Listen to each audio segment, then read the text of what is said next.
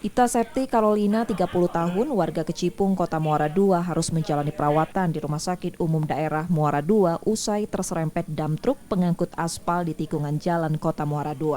Polisi dari unit Laka Lantas Polres Oku Selatan sudah melakukan pemeriksaan di lokasi kejadian dan mengamankan pengemudi truk dan kendaraannya termasuk motor. Jadi kita tadi sudah melakukan olah TKP dari personel unit Gakum Satlantas Polres Oku Selatan dan juga sudah mengevakuasi korban dan langsung membawa korban ke Rumah Sakit Umum Muara II dan selanjutnya melakukan pemberkasan kepada pelaku kepada pengendara kendaraan roda 4, pengendara mobil dan truk. Polisi menyebut jalan di lokasi kecelakaan menikung dan rawan terjadi kecelakaan perlu jadi perhatian. Setia Budi, Kompas TV, Ogan Kombring Ulu, Sumatera Selatan.